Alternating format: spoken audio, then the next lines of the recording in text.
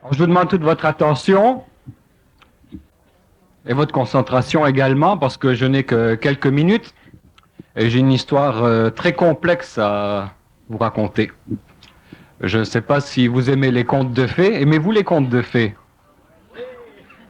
Est-ce qu'il y en a qui préfèrent les contes de taxes? Oui. Préférez-vous les histoires véridiques, réelles? Moi, j'en ai une là, authentique. Mais elle est compliquée, c'est un peu à la manière d'un casse-tête. Alors, je vais vous donner des éléments et c'est à vous d'essayer de les rassembler. J'ai pas eu le temps de le faire là, mais ce sont des choses que j'ai vécues dernièrement, ces dernières 24 heures, à travers une thérapie, un rebirth, et tout cela parce que des événements ont surgi de ma vie, de mon enfance, et qui m'ont retourné. Et par le fait même, toutes sortes de souvenirs ont remonté à la surface.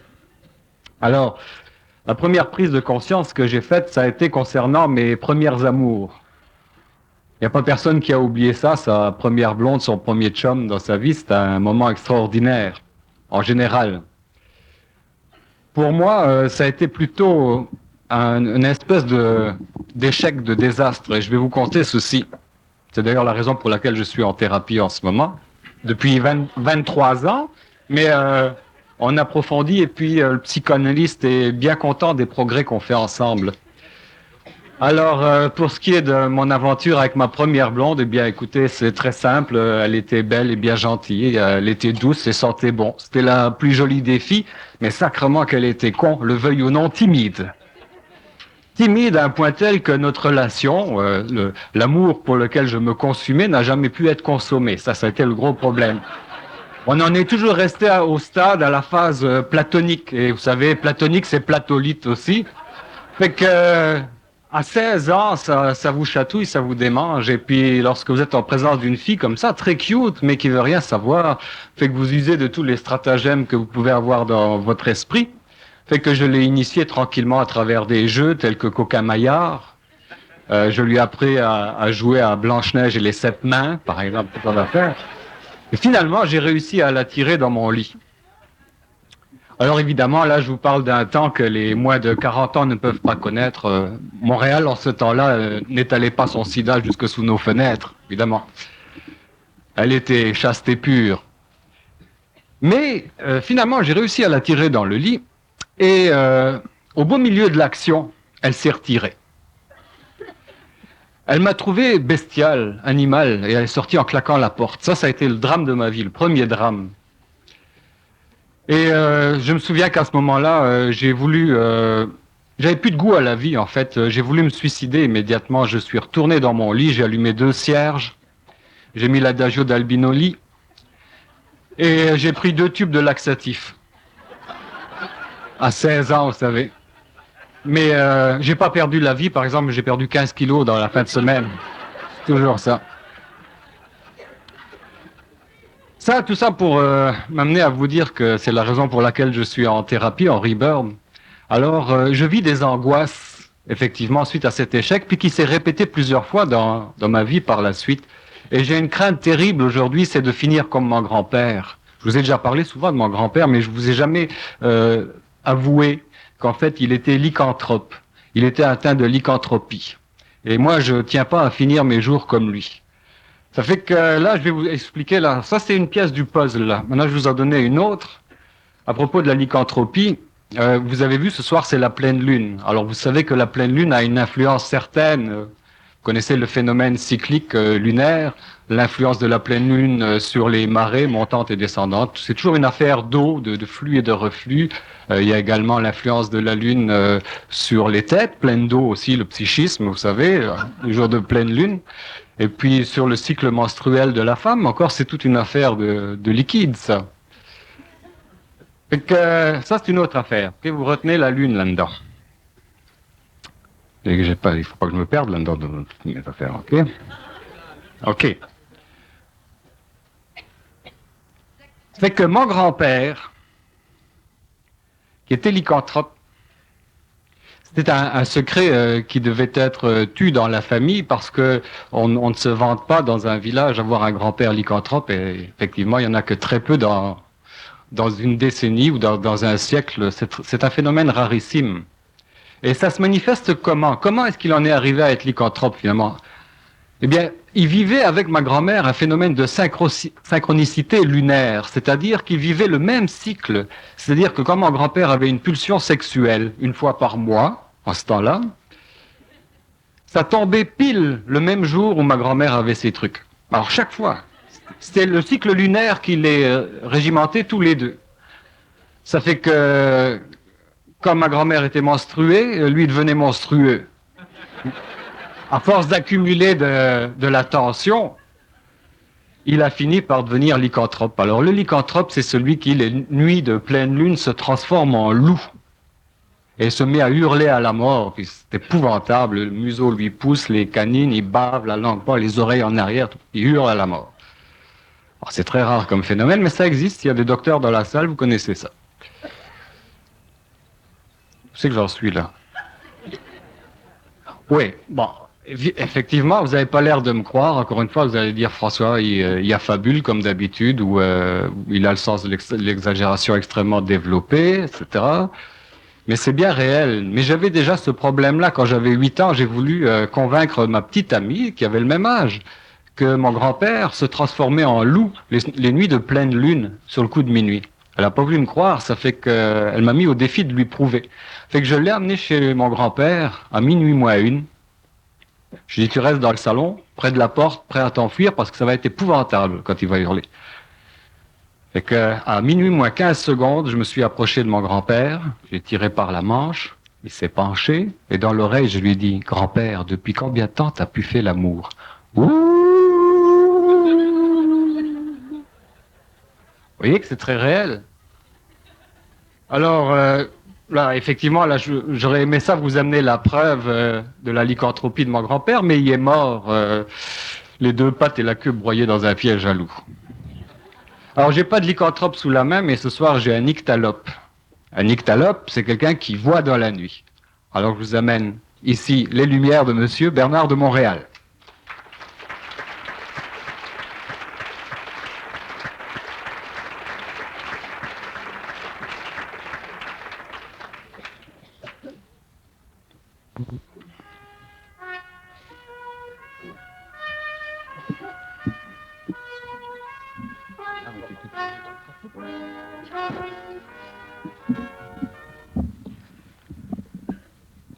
Je m'excuse devant la salle à cause du retard, là, du trafic était. Oui. En ce qui me concerne, vous n'avez rien manqué. Tant mieux.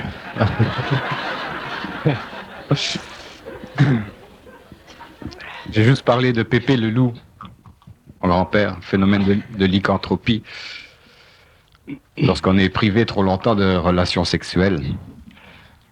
Alors, ce soir, je vais être direct. Hein. On va pas aborder le sujet de façon philosophique. De toute façon, j'ai pas l'intention de servir de punching ball trop ce soir. Ça fait que la première question que je vous poserai, elle sera très simple et très claire. À quoi sert la sexualité?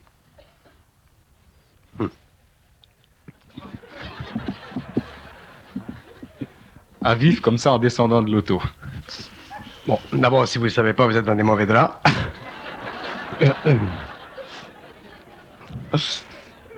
Naturellement, sur le plan général, sur le plan humain, la sexualité sert à la procréation, ça tout le monde le sait. En dehors de ça, oui. Mais elle sert beaucoup plus que ça. La sexualité, c'est une énergie très puissante, c'est une énergie qui fait partie de l'esprit. Et c'est une énergie qui sert à nettoyer toute la colonne d'énergie de l'homme. Mais malheureusement, cette énergie-là n'est pas utilisée chez l'être humain, surtout chez l'être humain civilisé, comme elle le devrait, parce que l'homme, depuis des millénaires, a développé une conscience morale qui fut nécessaire pour la protection de sa société, pardon, et aussi pour l'enlignement de ses mœurs, afin de ne pas se dégrader à une échelle animale. Mais l'involution, les systèmes de philosophie, les systèmes de pensée, et surtout les religions, tout ce qui traite de spiritualité, ces systèmes ont beaucoup influencé la psychologie de l'homme face à sa sexualité, parce que par le passé, la vie de l'homme la vie de l'humain était séparée en deux. Le ciel et la terre. Autrement dit, les plans et le matériel. Et les religions ou les systèmes de valeurs ont voulu donner à la sexualité une importance qui ne devait pas altérer le caractère éminemment spirituel de l'homme. Et à cause de ceci, la conscience spirituelle de l'homme s'est fragmentée et l'homme a perdu de vue la nature fondamentale de la sexualité et il a épousé la nature purement procréative pendant très longtemps et aussi la nature qui est reliée simplement au plaisir, aussi pendant très longtemps. Mais il n'a pas compris l'aspect cosmique de la sexualité. Il y a des groupes qui ont essayé de faire revivre cet aspect cosmique-là, mais il y a eu beaucoup d'abus parce que cette énergie-là, qui fait partie de l'esprit, relie l'homme à l'infinité dans l'expérience particulière à la fin de la sexualité que les hommes ou les penseurs ont appelé le climax. Cette particularité de cette énergie de défoncer les murs à la fin de l'expérience. Et les hommes n'ont pas compris que cette partie finale de la sexualité faisait partie de la descente de l'énergie à travers ses centres et lui donnait une perception très sensorielle de ce que l'infinité est. Mais cette perception, elle était vécue sur le plan psychologique, elle était vécue en relation avec le système nerveux, et elle était aussi vécue par rapport à une conception du plaisir. Alors que, avec l'évolution qui vient, l'homme concevra la sexualité d'une autre façon.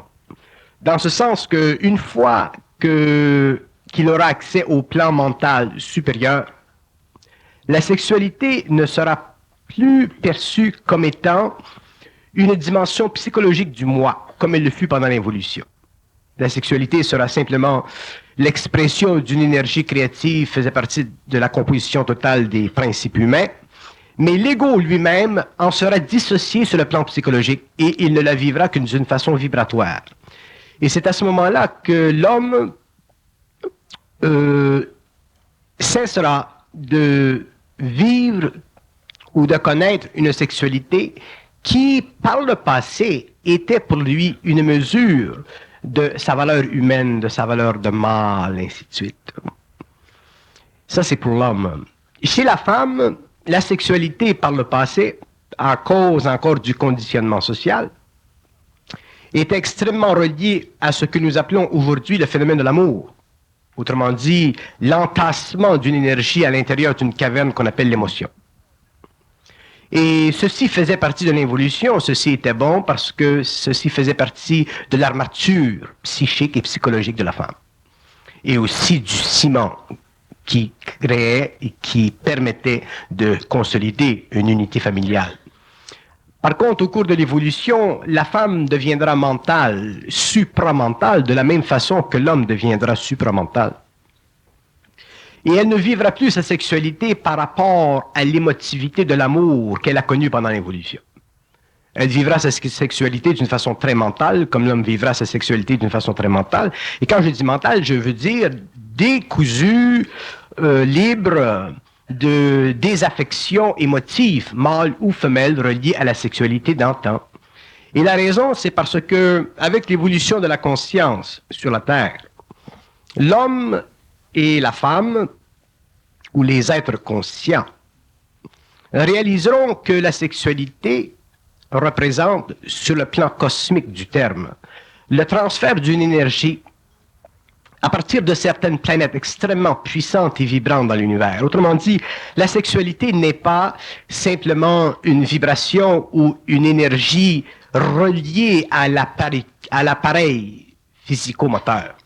La sexualité est une vibration rayonnante, créée à partir de mondes parallèles, un peu comme l'intelligence est une vibration rayonnante créée à partir des mondes parallèles, un peu comme l'émotion est une énergie rayonnante créée à partir des mondes parallèles.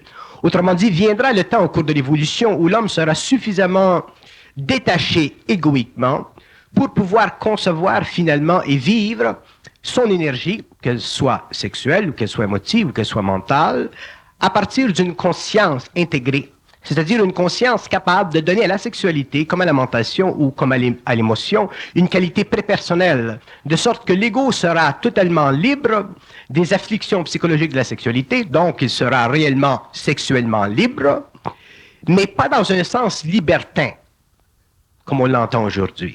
Lorsque nous parlons de la sexualité libre de la prochaine évolution, nous parlons d'une sexualité qui sera réellement le produit de la relation entre le mental et le centre sexuel, au lieu du centre sexuel et un état d'esprit mental inférieur, qu'on appelle le mental inférieur, et l'état émotif de l'homme. Donc, la sexualité ne sera plus astralisée. Ce sera une sexualité qui sera totalement pure et elle aura une fonction particulière, c'est qu'elle permettra à l'homme de finalement pouvoir transgresser les lois de la binarité psychosexuelle. J'explique. Le binaire psychosexuel, c'est un état d'esprit dans l'homme involutif de la Terre qui fait que cet être a tendance, dans sa sexualité, à établir un lien émotif avec elle afin de s'assurer une répétition de l'acte. Et cette tendance chez l'homme est à la base de la formation psychologique et psychique de l'ordre familial sur la planète ici. Et elle fut nécessaire pendant l'évolution, elle ne fut jamais établie comme principe de vie organisationnel sur le plan cosmique et sur le plan occulte de la vie de la Terre et des races. Mais l'homme découvrira éventuellement que la sexualité, surtout lorsqu'il aura atteint un degré d'évolution suffisant pour se disloquer matériellement, autrement dit, pour entretenir sa vie sur un plan éthérique. Autrement dit, à ce moment-là, l'homme pourra vivre sa sexualité en fonction de la thyroïde au lieu de la vivre en fonction du centre sexuel. Bon, mais c'est pas demain la veille, ça. On a encore c'est pas demain la veille. temps à vivre de l'astralité dans le couple. Oui. Effectivement, parce que pour que l'homme en arrive à finalement utiliser l'énergie sexuelle comme il peut utiliser l'énergie mentale ou l'énergie émotionnelle, il lui faudra en arriver à un point où il aura une perte totale de mémoire. Autrement dit, il lui faudra en arriver à un point dans la vie, autrement dit au cours de l'évolution, où il ne fera plus partie de la race humaine. Et j'explique. Tant que l'homme fait partie de la race humaine psychologiquement, il est socialement responsable de la dynamique de sa sexualité, afin de maintenir la race humaine en état de conservation et empêcher une sodomie généralisée, un peu comme nous retrouvons aujourd'hui sur le plan du sida.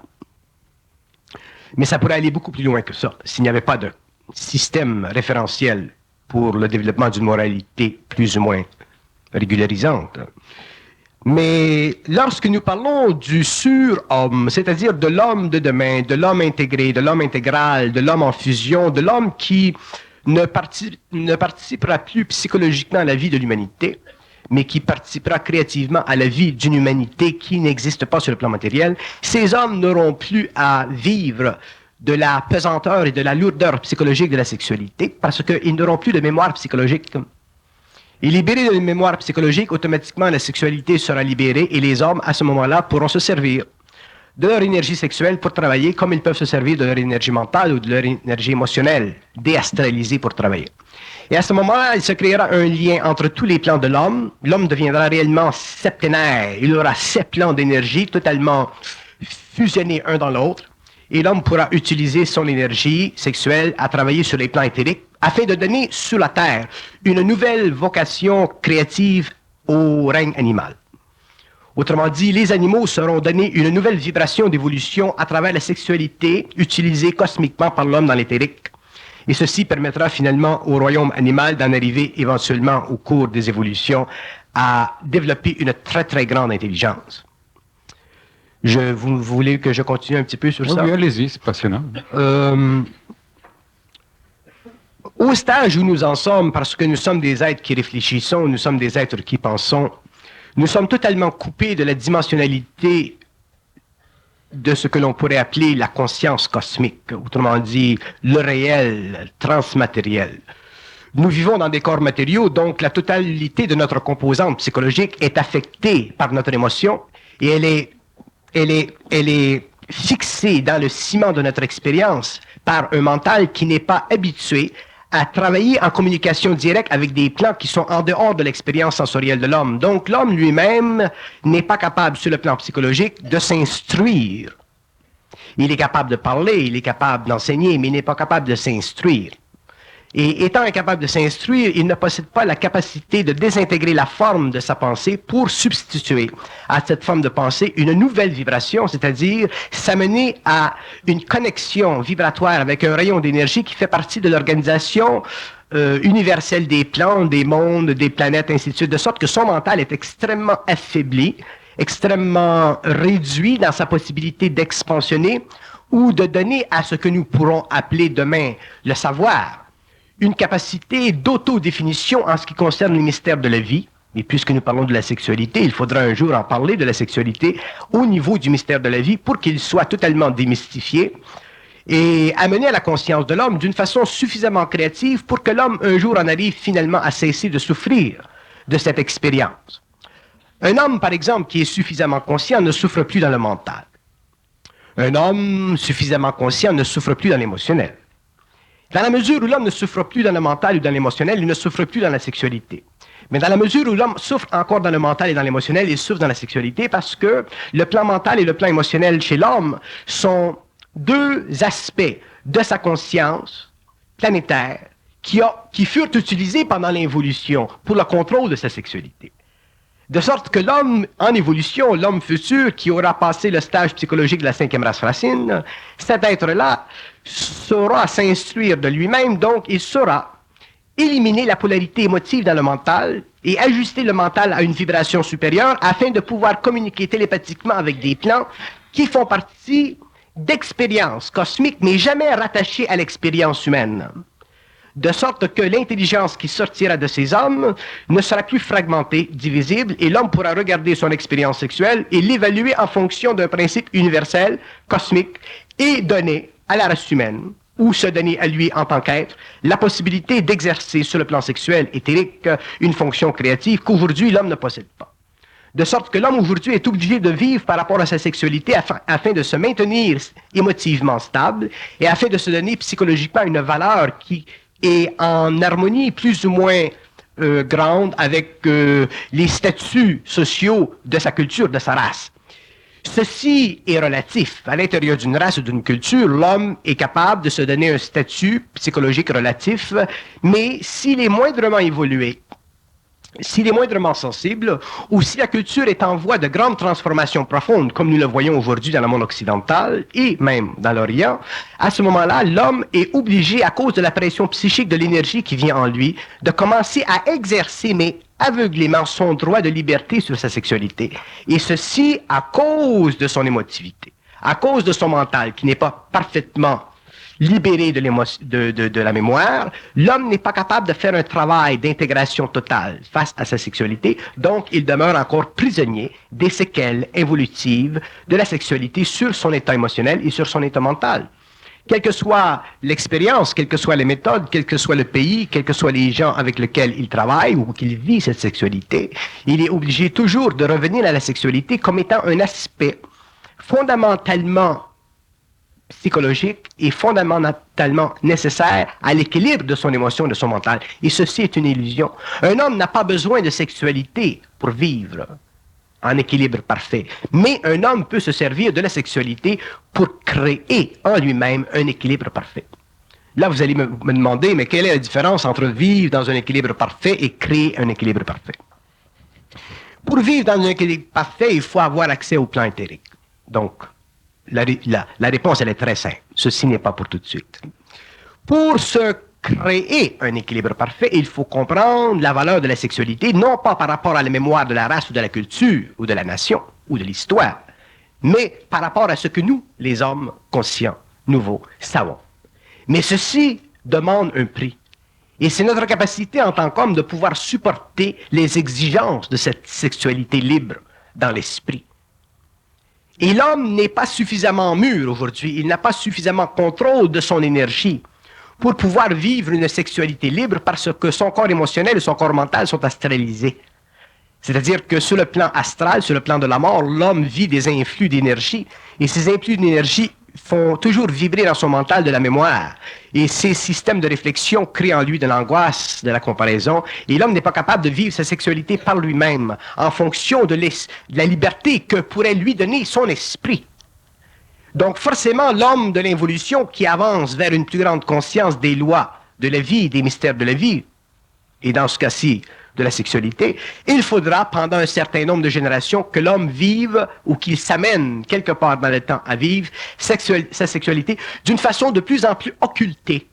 C'est-à-dire par rapport à des lois internes de sa fusion, mais jamais en fonction de conditions sociales imposées par l'humanité. Et ceci demandera pour l'homme une très grande vision interne, une très grande lucidité, sinon il fera éclater son couple, il fera éclater la société, il fera éclater les structures qui existent, et il ne pourra pas supporter le choc en tour que de tels éclatements pourraient créer sur son émotionnel, sur son mental ou dans son milieu humain, autorisé par l'expérience. Donc, en deux mots, ce que nous voulons dire, c'est que l'homme n'est pas prêt aujourd'hui, à la fin du 20e siècle, à connaître les lois de l'énergie de la sexualité. Il doit d'abord commencer à comprendre les lois du mental, les lois de l'émotion. Ensuite, il pourra en arriver à comprendre les lois de la sexualité, parce que ces lois ne sont pas régies par le planétaire humain. Les lois de la sexualité ne sont pas régies par le planétaire humain. C'est-à-dire que les lois de la sexualité sont des lois qui sont foncièrement psychiques. Elles font partie d'autres mondes parallèles. Et lorsque l'homme aura accès à des véhicules particuliers, subtils, il pourra aller dans ces mondes. Et il pourra voir comment se fractionne la lumière qui sert à créer dans les cellules humaines et dans tout le système humain cette énergie particulière qui a une très grande résonance dans l'homme, mais qui a toujours mystifié sa conscience. Parce que, justement, elle le rapproche de l'infinité sans que lui puisse finaliser son rapport avec l'infinité. Mais lorsque l'homme pourra finaliser son rapport avec l'infinité, qu'il pourra l'établir d'une façon permanente à travers le mental et aussi à travers l'expression de son véhicule éthérique, à ce moment-là, la sexualité telle que nous la connaissons perdra sa fonction procréative, raciale, terrestre, planétaire, et elle deviendra créative, cosmique. En attendant, à quoi sert le couple? Pourquoi est-ce qu'on forme un couple? Et est-ce que la formation d'un couple s'est reliée au phénomène de la survie? Le couple, naturellement, a une très grande fonction sur le plan social, ainsi de suite, sur le plan organique, organigramme d'une société, ainsi de suite. Si nous le regardons, le couple, sur une base personnelle, nous voyons que le couple a la fonction psychologique et psychique de maintenir l'homme et la femme dans une ambiance ou une atmosphère de communication mentale et de relations émotives. Relations émotives et mentales fondées sur un principe qu'on appelle la sexualité. Ça, c'est chez l'homme évolutif. Chez l'homme conscient, le couple va changer. Un homme conscient devient un être extrêmement parlant, extrêmement expressif, extrêmement... un être qui se nourrit de la parole, de sa parole. Donc, un homme conscient a besoin de trouver une équivalence constante, créative avec sa parole.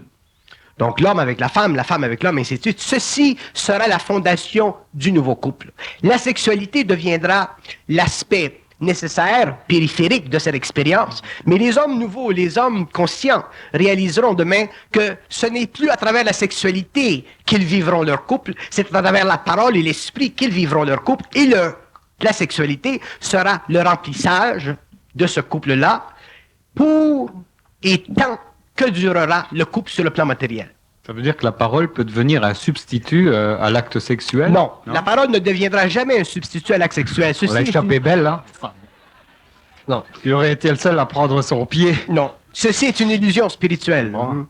Et nous verrons au cours de l'évolution que des hommes avançant de l'involution de la 5e race racine à l'évolution de la 6e race racine, des hommes qui seront amenés graduellement par leur propre double à transformer la nature de leur mental, nous verrons que ces hommes seront de plus en plus pris dans le piège de l'illusion spirituelle. Il y aura une période où l'homme passera une section de sa vie dans une sorte de spiritualité où il aura l'impression que la conscience est trop grande pour la sexualité.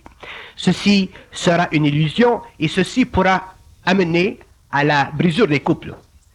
Et l'homme, pour que l'homme en arrive éventuellement à bénéficier créativement de sa sexualité, il sera obligé de l'arracher à l'empire de l'esprit. Autrement dit, pour que l'homme en arrive un jour à avoir le pouvoir de son énergie sexuelle, qui est le troisième pouvoir de l'homme, il sera obligé d'enlever à l'empire de l'esprit la retenue sur cette énergie. Et il fera ceci en détruisant le pouvoir de l'astral sur sa conscience.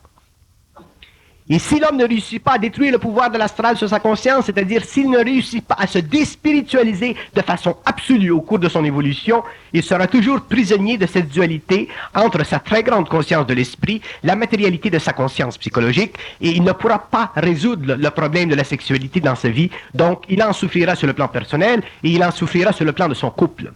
Par contre, s'il en arrive à dépasser les illusions de l'astral qui utiliseront toute la mémoire possible et imaginable pour empêcher que l'homme en arrive, parce que le monde de la mort sait et connaît le pouvoir de la sexualité créative par l'homme sur le plan éthérique. Je vous en parlerai ici un jour. Le monde de la mort connaît ceci. Et si l'homme doit aller de l'évolution à l'évolution, la mort ou l'astral fera tout pour empêcher, à travers la mémoire, que l'homme en arrive à réellement vivre la sexualité libre, mais dans un sens conscient, évolué, non pas dans le sens évolutif sodomique d'aujourd'hui.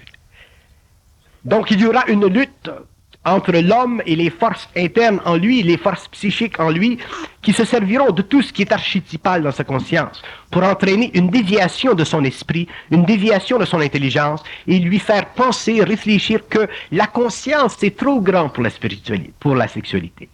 Et l'homme découvrira un jour que la conscience est un état d'esprit qui doit éventuellement réunir tous les plans de l'être, autant dans le matériel que sur les plans subtils, et que la beauté justement de la conscience cosmique que l'homme n'a jamais connue sur la Terre, c'est qu'elle réunit dans l'homme la totalité des plans universels et qu'elle permettra finalement à l'homme de bénéficier de la totalité de ces plans-là à volonté, dans le temps, mais dans la mesure où lui-même aura dépassé les limitations psychologiques et psychiques de son moi, c'est-à-dire limitations imposées par l'astral sur sa conscience encore qui est planétaire, conscience qui pense, conscience qui réfléchit, conscience qui compare, conscience qui n'a pas la puissance interne de supporter ce qu'elle sait.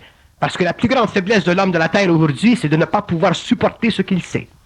Et l'autre, l'impuissance de l'homme, qui est illusoire sur la Terre, c'est de croire qu'il sait. Donc l'homme de demain sera dans une situation extrêmement ténue. Une position où il croira qu'il sait, il aura l'impression qu'il sait.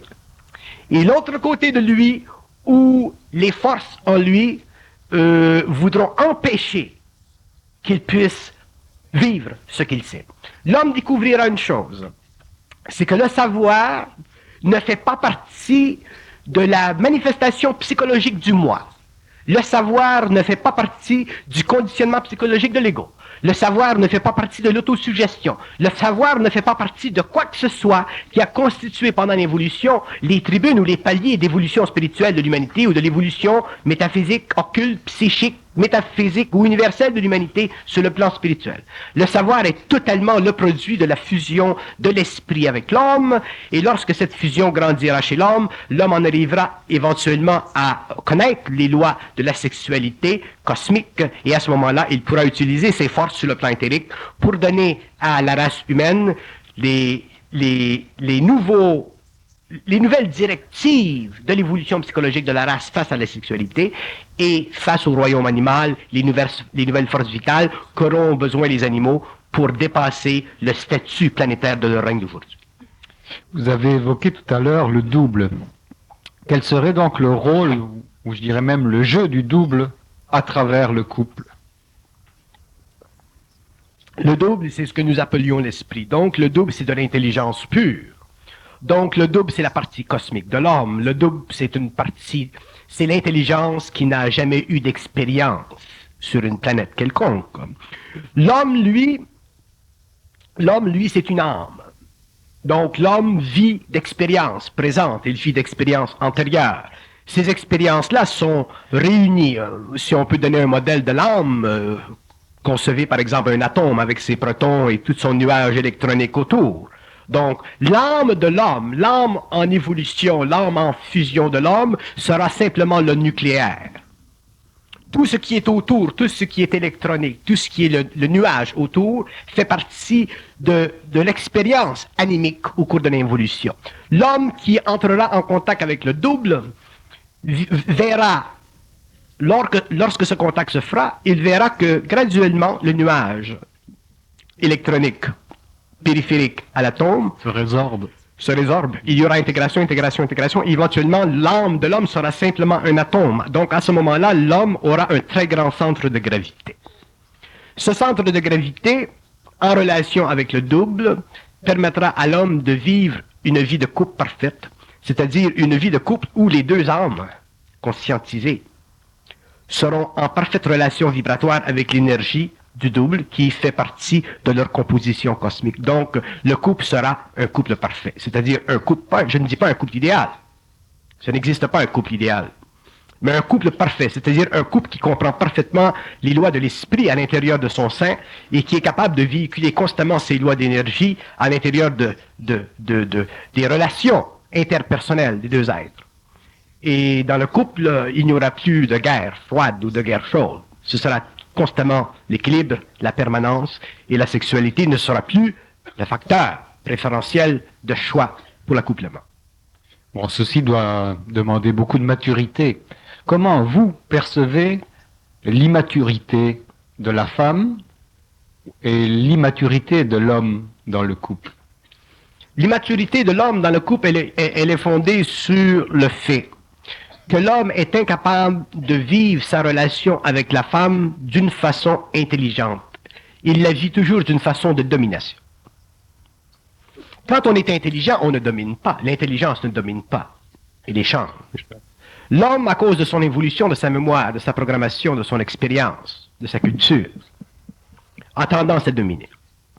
Donc, naturellement, s'il travaille dans une certaine sphère d'activité sociale, la femme ne travaille pas dans la même sphère d'activité sociale, la femme n'est pas censée, elle, pouvoir répondre ou donner des explications ou des réponses à des questions qui pourraient aider l'homme parce que c'est sa bébé, c'est son monde, c'est lui qui est ingénieur, c'est lui qui est le commerçant, c'est lui. La femme, elle, par contre, son immaturité, elle est basée sur le fait qu'elle fonde sa relation avec l'homme en relation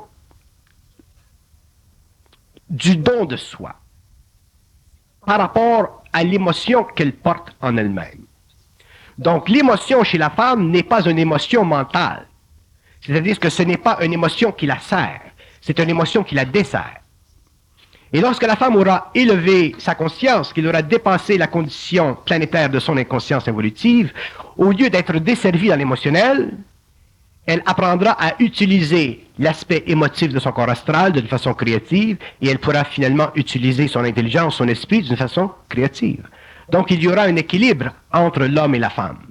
Et l'homme ne cherchera plus à dominer la femme et la femme ne cherchera plus à être dominée ou elle ne cherchera plus à être explosive dans une domination.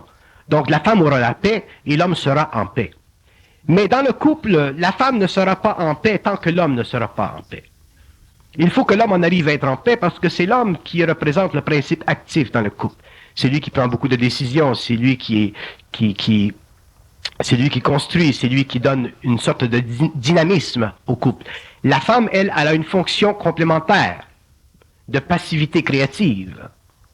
Donc ces deux aspects doivent être totalement amenés à un niveau d'intelligence. Donc la femme, dans l'apparence de son rôle passif, est extrêmement active. Nous la regardons avec les enfants, nous la regardons avec les soins qu'elle donne à son mari, ainsi de suite. La femme, ou dans la société, la femme, elle est extrêmement active, mais dans un sens passif parce qu'elle n'est pas agressive. Tandis que l'homme a besoin d'une certaine agressivité parce qu'il a à pousser plus loin les frontières psychologiques de son social. Donc il a développé une agressivité. Mais cette agressivité doit devenir intelligente. Sinon, l'homme a tendance à dominer et s'il est moindrement fort de caractère, il domine de plus en plus et il crée, dans son milieu social ou dans son milieu familial, il crée des tensions psychologiques, il crée des tensions psychiques. Donc à ce moment-là, je vous donne la parole tout de suite, dans ce cadre-là, il ne peut pas y avoir d'équilibre entre l'homme et la femme. Bon, alors, comment un homme intelligent reconnaît-il les besoins de sa femme et vice-versa? Un homme intelligent reconnaît les besoins dans sa femme dans la mesure où sa femme est intelligente de ses propres besoins. Est-ce que c'est un phénomène d'autonomie, ça? Non. Oui. Oui? Exactement. C'est un phénomène d'autonomie. Si la femme reconnaît ses propres besoins,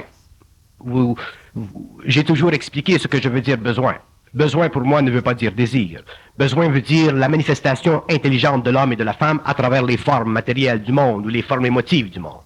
Donc la femme qui reconnaît ses besoins, la force qui vient en elle dans la reconnaissance de ses besoins doit naturellement s'établir dans le milieu de la famille. L'homme, s'il est intelligent, le voit et il va dans cette direction. Et c'est la même chose pour la femme qui reconnaît les besoins de l'homme.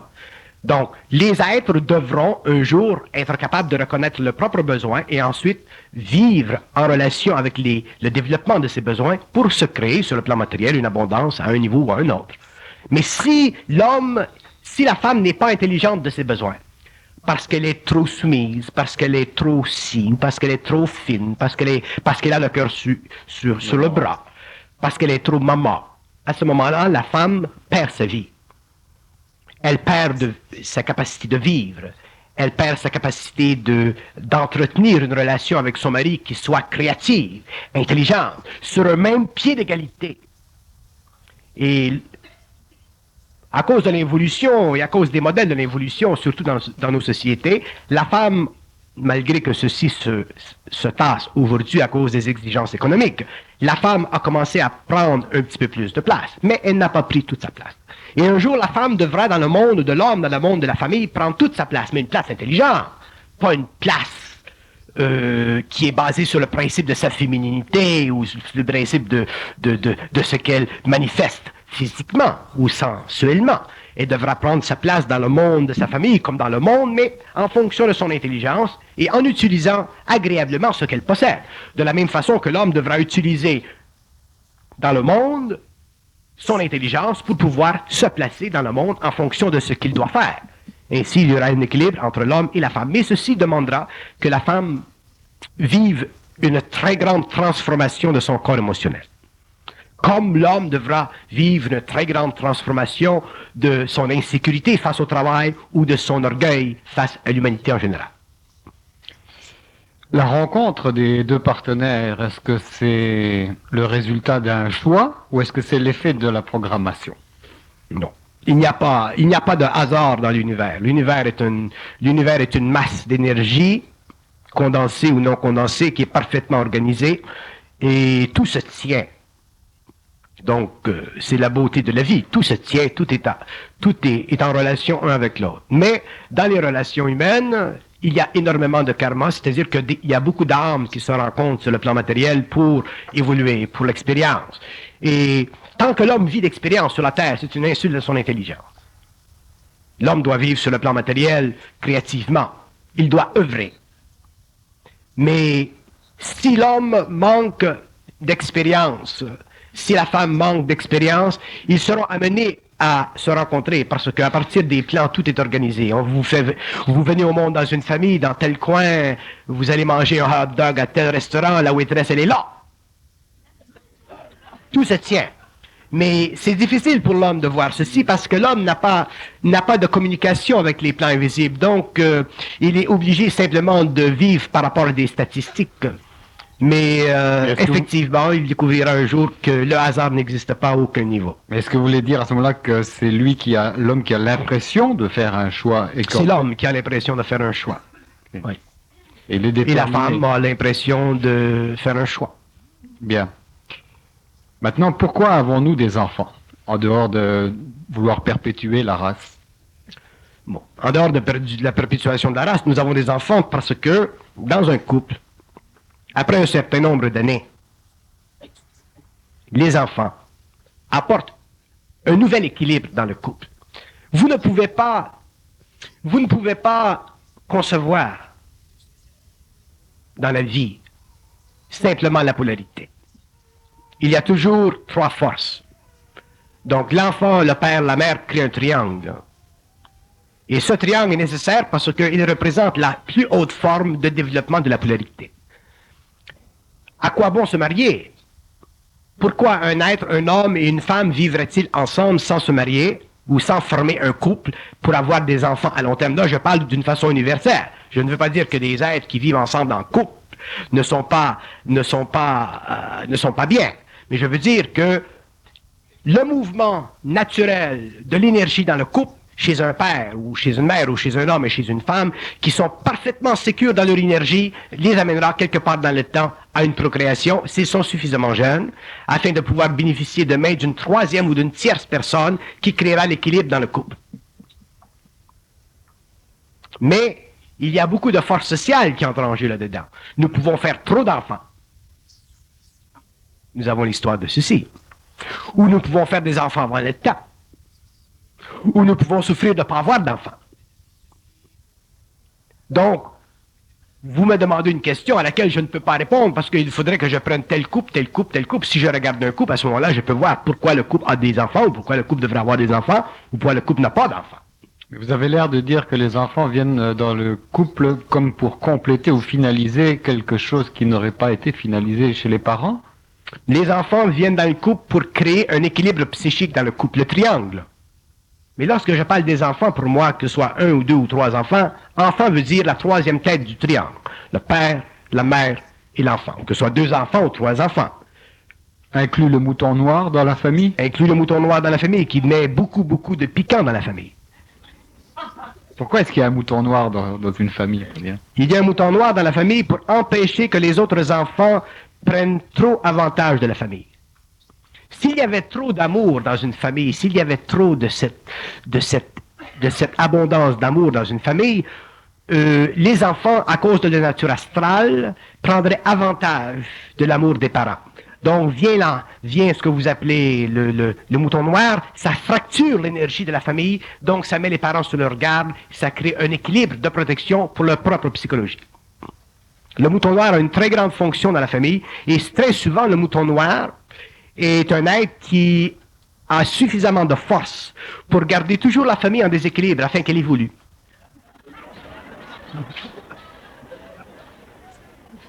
Ça fait bien du sens si on regarde ça, oui. Ouais. Ouais. Il y a beaucoup de personnes qui passent une grande partie de leur vie à chercher l'âme sœur. Ils attendent de l'avoir trouvée. Quel est votre point de vue sur ce phénomène de l'âme sœur? Est-ce que pour vous c'est réel? Quand on tombe en amour, c'est toujours l'âme sœur qu'on rencontre. Après ça, c'est la cousine. Donc ça fait partie des illusions psychologiques de l'ego. C'est l'ego qui, évidemment, si vous tombez en amour demain matin, ben, c'est l'âme sœur. Tant que ça marche. Ben oui. Ouais. Mais si ça ne marche pas après 10 ans, 15 ans, 20 ans, vous avez trouvé une autre âme sœur et une autre âme sœur. Donc il y a des gens qui ont 5, 6, 7, 8 âmes sœurs. Donc pour moi, l'histoire de l'âme sœur, ça fait partie des histoires. Bon.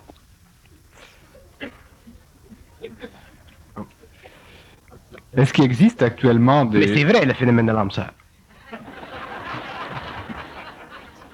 Mais ce qui est illusoire, c'est l'attitude de l'homme face à ceci. Il y a des âmes qui se rencontrent. Oui. C'est un phénomène de rencontre finale. Ça, c'est l'âme sœur. Mais quand l'homme ou la femme se rencontrent et qu'ils tombent en amour, et ça, c'est l'âme sœur, regardez 2 ans, 3 ans, 4 ans, 10 ans, 20 ans. Mais si c'est au bout de 6 mois, une autre femme ou un autre homme, là, c'est plus l'âme sœur. Donc, on se crée des histoires pour s'aimer mieux. Pourriez-vous nous parler un peu de complémentarité à travers le couple?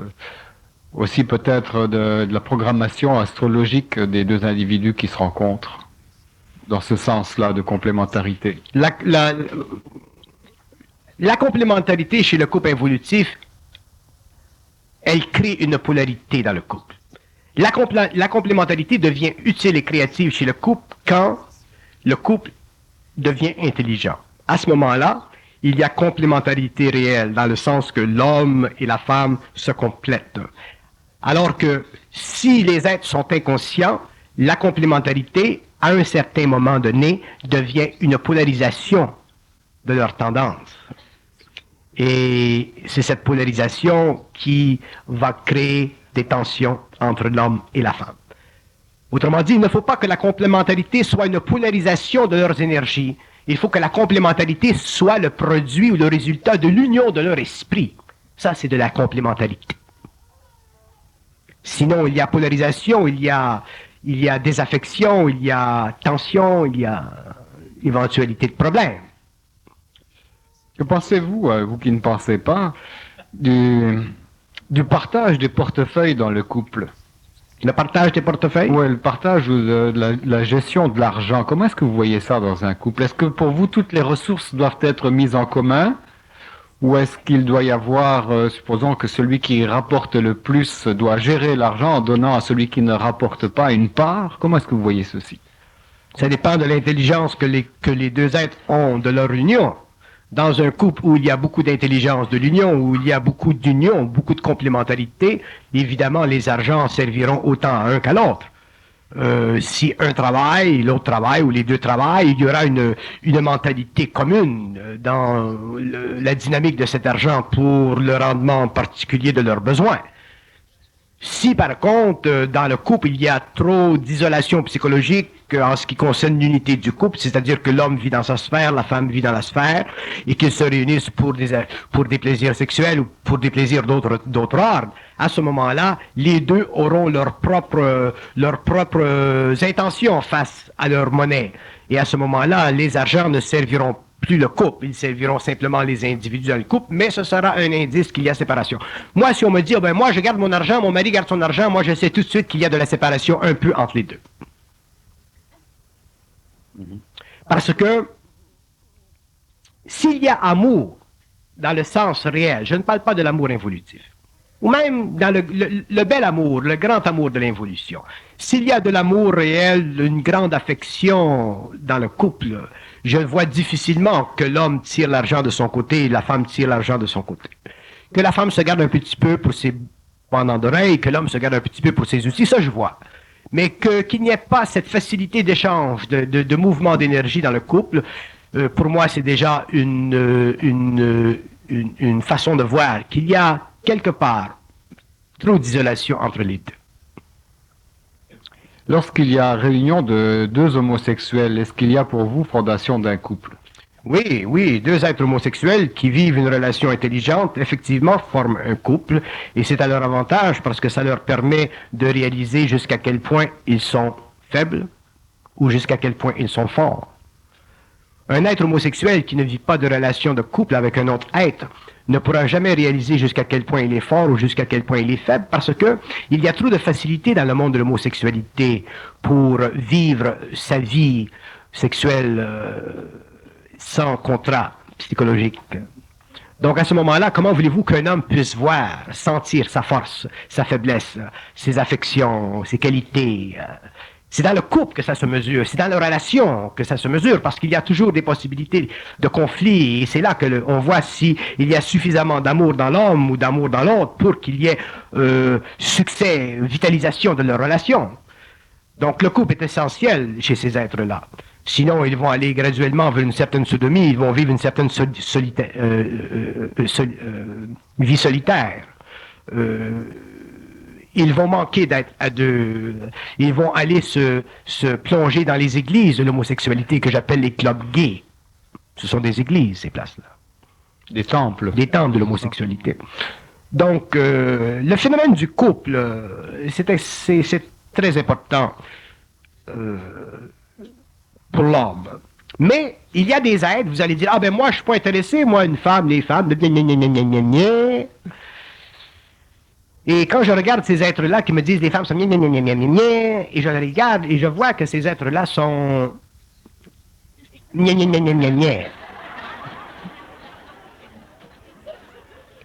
ils ont d'abord une grande incapacité d'aimer.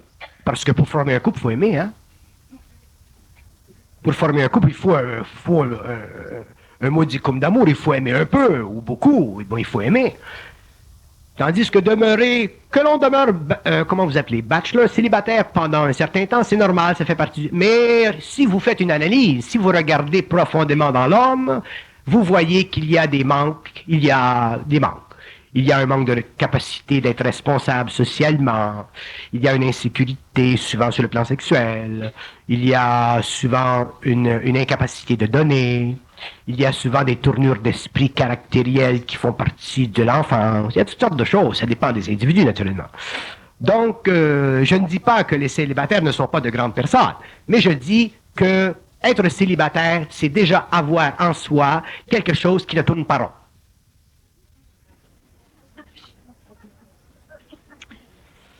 Parce que vous demandez, et souvent j'ai demandé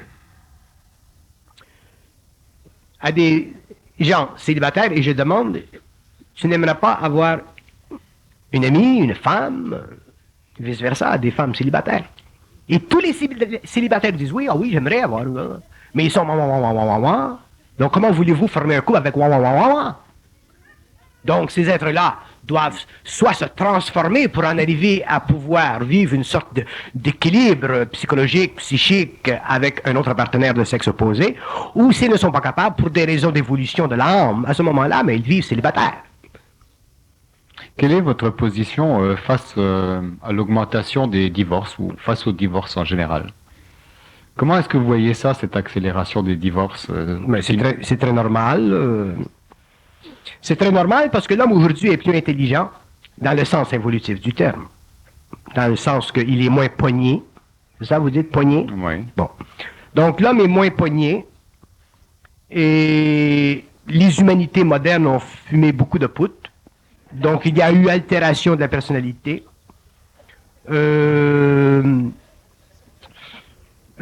Effectivement, les religions, les systèmes philosophiques ont perdu leur puissance psychologique sur les masses. Donc, il y a aussi tout le monde d'impressions extraordinaires qui se crée par la télévision, et ainsi de suite. Donc, il y a effectivement un agrandissement de la vision psychologique de l'homme moderne. Et ceci, c'est bon. Mais d'un autre côté, ça crée beaucoup de souffrance, beaucoup de solitude. Donc l'homme moderne n'est pas nécessairement intelligent, parce qu'il vit dans une période où il y a toutes ces choses. Mais l'homme moderne se débarrasse un peu des anciennes chaînes de l'évolution pour se créer les souffrances de la fin du cycle. Et c'est ce que nous vivons dans le monde entier. Nous brisons les chaînes de l'évolution qui nous ont faussement sécurisés, qui ont fait que le bonhomme a vécu avec la bonne femme pendant 60 ans, un enfer glorieux. Donc, il y a plus d'intelligence, on a mis de côté les restrictions, mais l'homme moderne sera obligé de passer à une période post-moderne où il devra devenir réellement intelligent, autrement dit conscient. Et à ce moment-là, les couples se reformeront. Les hommes reformeront le couple, mais ce sera un couple conscientisé, c'est-à-dire un couple qui sera lié de son propre esprit, mais non pas amenés karmiquement ensemble par les lois évolutives de l'inconscience, de l'ignorance et de la passion astrale. Bernard de Montréal, merci beaucoup.